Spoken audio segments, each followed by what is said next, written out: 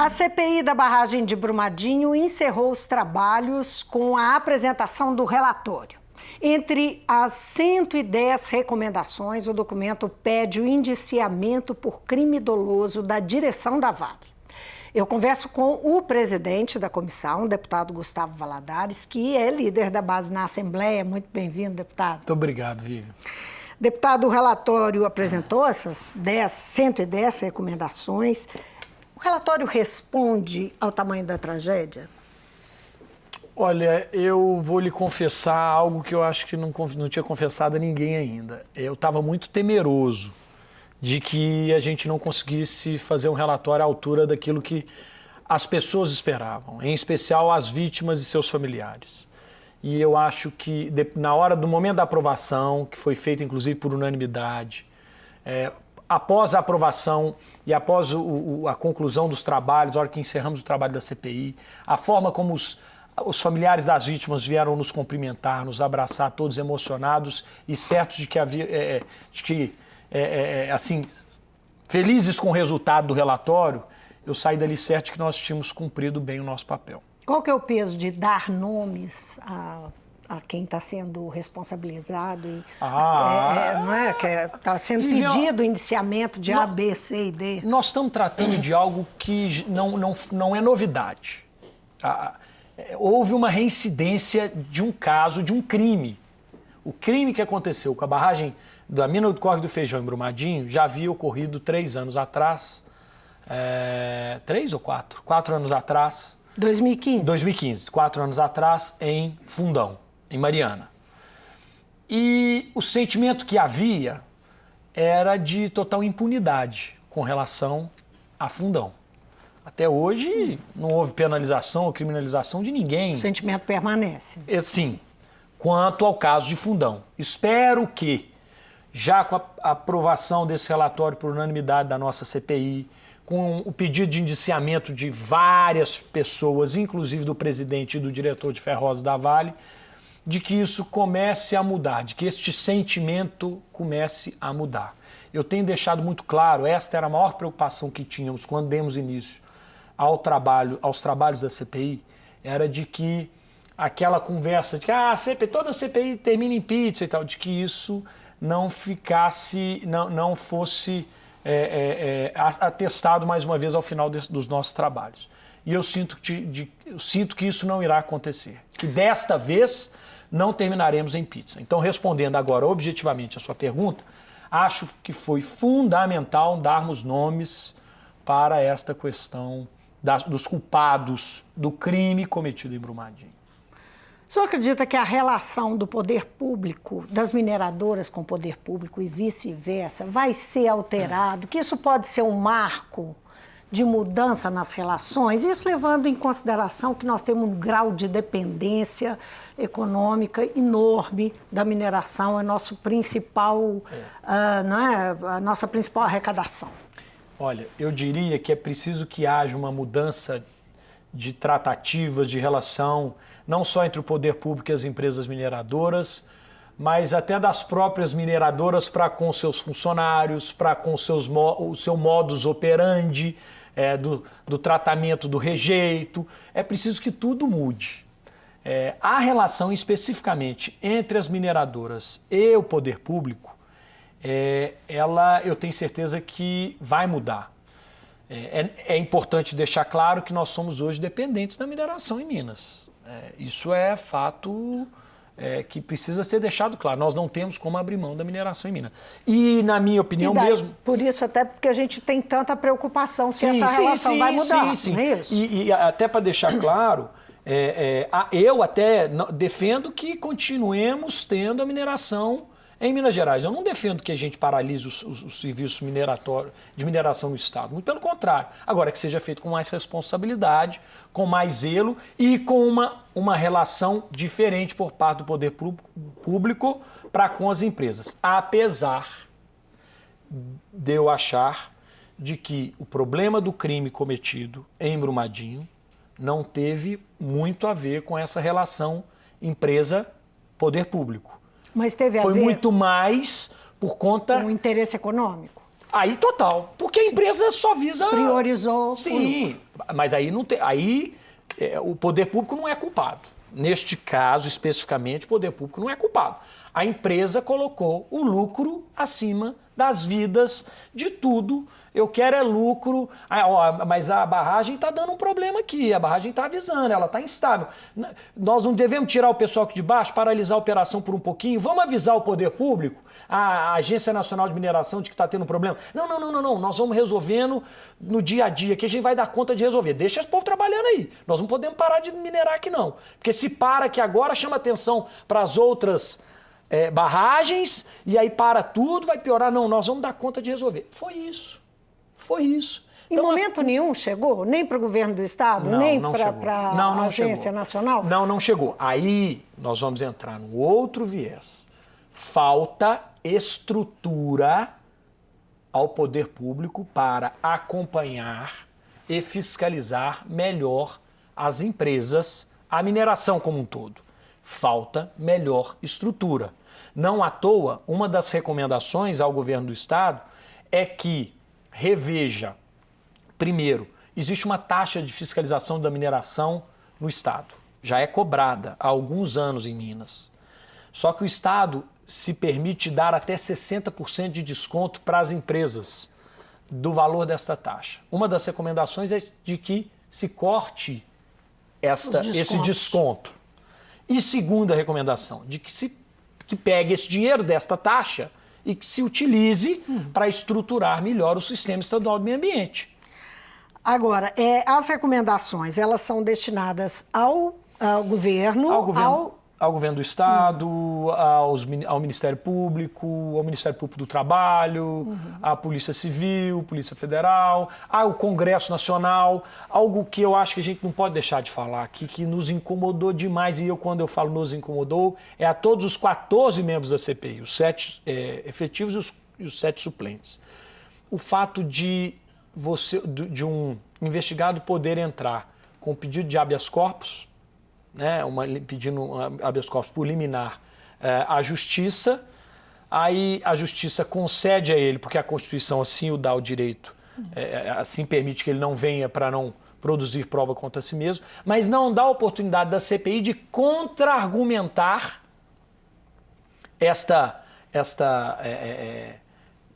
esse habeas corpus de um investigado, para que ele não venha a argumentação do habeas corpus. Então, por exemplo, um dos investigados não veio, vou pegar o presidente da Vale, Fábio Schwartzman. Ele havia sido convocado para vir como investigado à nossa CPI. Um dia antes de vir, ele entrou com habeas corpus, a Justiça deu a ele, então, o direito de não vir e que se viesse, se quisesse vir, de ficar em silêncio. E não nos deu, como não nos deu e não daria em nenhuma oportunidade a possibilidade de contra-argumentarmos. Olha, o desembargador, neste caso seria um desembargador, o desembargador, o senhor concedeu esse habeas corpus, mas nós achamos que o senhor deveria recuar desta decisão por estas e por estas razões. Então, essa foi uma recomendação que fizemos ao Congresso. É preciso que se mude esta parte da legislação, porque senão você deixa a CPI capenga. Nós trabalhamos arduamente, Vivian, vocês todos aqui são testemunhas. Todas as segundas e quintas-feiras, as reuniões duravam em média quase 5 horas por dia. De março até agora setembro, nós fizemos reuniões. Trabalhamos muito, tivemos, e é bom deixar isso claro, tivemos a parceria, a solidariedade dos entes que estão investigando, cada um na sua área, Polícia Civil, Polícia Federal, que encaminharam os inquéritos para cá. Como é que está essa relação? Porque vem aí um grupo de trabalho, né, deputado? Um grupo de trabalho essa foi uma recomendação... que ele já foi criado, já tem os membros, não, como seguinte, é que é? Uma das recomendações, até a própria Assembleia, a mesa diretora da Assembleia, que se cria um grupo de trabalho para acompanhar os desdobramentos das recomendações feitas pela CPI. Algo inédito até então. E essa proximidade Fruto disso, inclusive, tem que deixar né? claro aqui, senão seria uma injustiça. Fruto desse belíssimo trabalho que fez o deputado André Quintão como relator. Essa foi uma ideia espetacular que ele teve.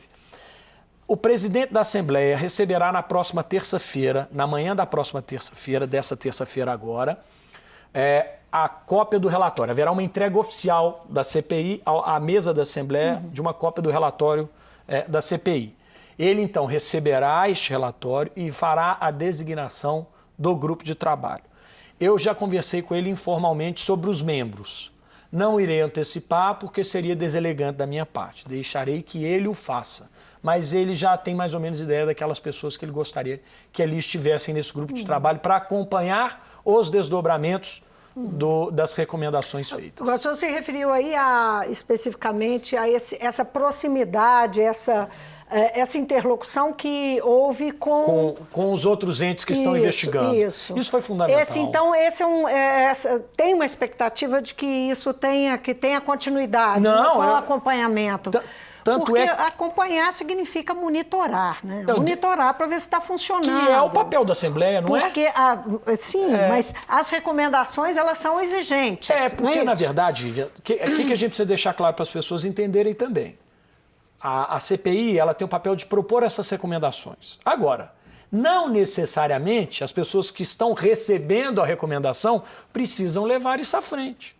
O Congresso Nacional, no caso, especificamente da questão do habeas corpus, de termos um momento de contra-argumentar a concessão de habeas corpus ao investigado. Se o Congresso não quiser legislar sobre o assunto, ele senta em cima e não legisla. Para isso, o grupo de trabalho, para estar lá igual um ferrinho de dentista cobrando, olha, nós encaminhamos essa recomendação, vamos fazer isso andar. A mesma coisa com a Polícia Civil, com a Polícia Federal, com o Ministério Público, com o Governo do Estado, com as recomendações, enfim, com todos eles. Deputado, vamos falar um pouquinho sobre... Esse é um assunto que agora a gente vai continuar acompanhando e vamos ter chance de conversar de novo. Falar um pouquinho sobre o que vem por aí. Né? Tem o governador diz que vai mandar os projetos do regime de recuperação fiscal, os projetos para que seja feita... para que o acordo, ele quer que o acordo seja aprovado pela Casa, está submetendo, então, os projetos. E isso vem desde o início do ano, que vem se falando nisso, afinal, diz que vai chegar mesmo? Eu acho que nos próximos 10, 15 dias, não mais do que isso. Está na hora, né? Por que está na hora? Porque Minas não aguenta esperar. A situação de Minas hoje, na minha opinião... é a situação mais complicada dentre todos os entes federados do Brasil. E nós não podemos esperar. É natural que se tenha certa rejeição a um ponto ou outro, que se busque outros caminhos, como a Assembleia tem tentado buscar com a construção da questão da compensação pela desoneração da Lei Candir, mas algo precisa ser feito. Minas não aguenta esperar 3 anos mais nessa situação que está. O senhor falou que é natural que haja resistência entre um ponto ou outro. O senhor está falando da resistência dentro da própria casa. Agora, como tratar essa questão, já que o acordo é um pacote fechado? Esse acordo foi fechado lá com o governo federal e vai chegar aqui como um pacotinho fechado. Como é que vai ser isso? Olha... Quer dizer, não tem negociação? Claro que existe a negociação. Eu, inclusive, como é que ela é? Eu, pessoalmente, estive algumas semanas atrás no Rio Grande do Sul. Eu fui sozinho para conversar com o governador do Rio Grande do Sul, colega nosso de partido, meu colega de partido, PSDB, o governador Eduardo Leite, que já está com o seu projeto, programa de ajuste fiscal, mais adiantado que o nosso. O nosso não começou a ser trabalhado nem discutido aqui ainda. Ele já fez alguns pontos, já foram aprovados lá no Rio Grande do Sul. E começaram com o governador passado. Eu fui saber dele, por exemplo, ele tem lá um banco estatal, o Banrisul, que é a menina dos olhos dos gaúchos. Eu fui perguntar a ele, falei, o senhor vai ter que vender, a União está dizendo que se o senhor não vender, não tem a adesão ao programa de recuperação. Aí ele falou comigo, olha, eu estou fazendo... tudo ou quase tudo que a União me pediu. O Banrisul eu não vou vender. É eu jogar no meu primeiro ano de governo todo o meu capital político fora. Eu não consigo. Eu não vou vender. Aí eu falei, então, o senhor tem a expectativa de que mesmo assim consiga adesão ao programa de recuperação dos estados junto à União? Ele falou, tenho a expectativa, estou cumprindo tudo. E estou mostrando a eles que as medidas que eu estou tomando aqui são muito mais estruturantes para 50, 100 anos para frente do Estado do que os 10 bi, que ele inclusive citou esse valor, do que os 10 bi que eu arrecadaria com a venda do Banrisul. Então o senhor está dizendo... Então o que eu estou querendo te falar com isso? Só para terminar. Engasguei esse assunto. Se você quiser um copo d'água... Não é preciso, vamos lá. Se o governo... O que nós estamos falando aqui? Da recuperação. Sim. Se nós quisermos, há margem para negociação, claro que há. Pois é, mas... O governo federal está no papel dele, a União está no papel dela. Falar, não, eu quero tudo. Eu quero de cima e embaixo. Então esse pacote não é tão fechado assim. É isso que eu queria entender. Quando ele chega, para chegar... Porque o que era dito até agora é o quê? Que a Assembleia faria um mero aval ou uma rejeição. Não, jamais. Não é assim. Gente, mas seria... A Assembleia se rebaixaria demais e nem o governador quer isso. Eu já conversei com ele sobre isso. Nem ele quer isso. A Assembleia tem que participar ativamente dessa discussão. A base tem 23 deputados. A base está fechada com o governador? Os 22, 23, né? Tem um em transição. É porque tem um em transição. Mas tem transição para lá e tem transição para cá. Mas, assim, eu vejo que hoje nós teríamos um número maior do que esse já. O que é pouco. Extra base. Extra base. O que é pouco perto do que a gente precisa. Nós precisaremos de até 50 deputados para votar algumas matérias aqui na casa. Agora, só poderemos fazer este trabalho de convencimento para o qual eu fui um dos escalados e eu trabalharei para fazê-lo, quando os projetos efetivamente chegarem na casa. Tá certo? Agora, o que eu quero deixar claro é o seguinte, claro que a margem de negociação tem que haver, não é possível que passe na cabeça de um cidadão da União, ou da União, não vou pegar um cidadão, mas da União, aquela questão de que, olha, eu vou encaminhar, isso aqui é o que o Estado de Minas Gerais precisa fazer, o governador manda todos os projetos para a Assembleia e a Assembleia fala sim, amém. Não, não é assim, não funciona assim. Mas o próprio governador leva nos discursos dele as pessoas crerem nisso. Mas eu, no lugar dele, também faria isso. Ou não? Você no papel de negociadora por parte do Executivo. Você já abriria o seu discurso falando assim, a Assembleia Legislativa, tá tudo certo, tira de cá, tira de lá, que no final vai dar tudo certo. Você não pode fazer isso. Mas senão essa negociação, o governador é parceiro do governo federal? Até certo ponto, sim, até certo ponto parceiro da Assembleia, mas ele tem que começar essa conversa com a Assembleia desse jeito. Ele enfraqueceria o debate se ele já começasse dizendo que há espaço e que tem coisa que pode abrir mão. Sim. E a CEMIG? A CEMIG faz parte desse... O governador fala de jeito... O Banrisul não fazia lá no Rio Grande do Sul? E o governador lá não está fazendo as outras partes, deixando de fora o Banrisul? E eu não estou aqui fazendo juízo, eu não estou definindo aqui minha posição com relação à CEMIG não, tá? Nem a favor, nem contra. Só estou dizendo, o Banrisul lá não vai ficar de fora, não está para ficar de fora? E eu duvido que a União não assine com o governo do Rio Grande do Sul a adesão ao programa de recuperação. Porque qual que é a vantagem para a União, nesse caso, de ceder? De ceder? É. Ela está recuperando um dos entes dela. Ou você, no seu caso, que eu sei que você está perguntando, mas não é você pessoalmente só. Ou você acha que a União quer ver os estados morrendo de fome e de sede? A míngua? Não quer. Porque isso para ela também não funciona, não é bom. Quanto pior estiver o Estado, pior a situação da União. Quanto mais vigoroso estiver um Estado, menos problemas terá a União com ele. Então, claro que ela vai aceitar abrir mão de algo aqui ou algo ali. É óbvio que vai. Agora, deputado, no início do mês, o governador Zema e o novo secretário de governo, Bilac Pinto, deputado licenciado Bilac Pinto, deram declarações que despertaram assim, críticas dos deputados na Assembleia, que foram mal vistas no momento exatamente que Bilac Pinto assumia o papel de interlocutor entre o Legislativo e o Executivo.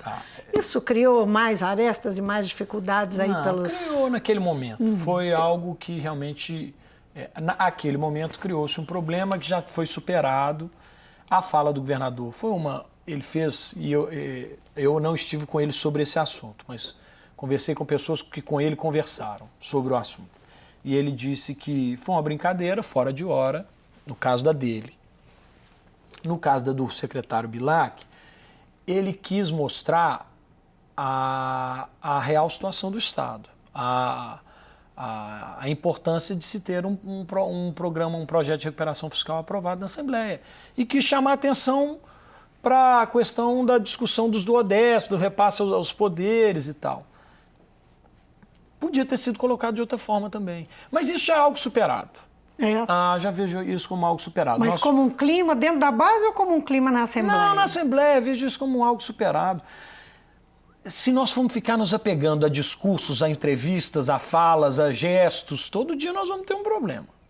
É difícil segurar. Eu mesmo, minha língua aqui de vez em quando fala mais do que deve. Aqui mesmo no programa, vocês puxam bem minha língua aqui, mas, enfim, se a gente for ficar preso nisso... Mas dentro da Assembleia, numa solenidade, costuma ficar mais difícil, né? Sim, mas olha, é o que eu disse, ele entendeu que... O governador entendeu que... Você conversou com ele sobre isso? Com o governador, não, conversei com uma pessoa que conversou com ele. E ele viu que era uma brincadeira, ele entendeu que foi uma brincadeira fora de hora. Deputado Gustavo Valadares, é sempre um prazer tê-lo aqui no Mundo Político. Meu, sempre.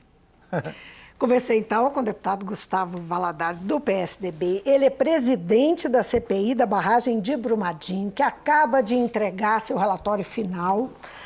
Isso vai acontecer ainda, uma solenidade, nesta terça-feira, com uma entrega oficial, não é? À mesa da Assembleia. À mesa da Assembleia e às autoridades. Eu quero deixar claro aqui no final o meu agradecimento, farei isso no momento da solenidade, agradecendo a todos que colaboraram com a CPI da Assembleia, desde Polícia Civil e Polícia Federal, que foram atenciosos e solidários desde o princípio, passando pelas defensorias públicas do Estado da União, Ministérios Públicos da República e daqui do Estado, enfim, todos que colaboraram com a CPI. Eu quero deixar aqui meu agradecimento em nome dos membros e da Assembleia Legislativa. Tenho certeza que a responsabilidade foi muito grande. O senhor mencionou aí o fato das famílias terem vindo cumprimentá-los ao final da reunião. Houve muita emoção. Demais. Não é? Isso então, foi a responsabilidade a pena. agora do acompanhamento deve ser grande. Muito grande.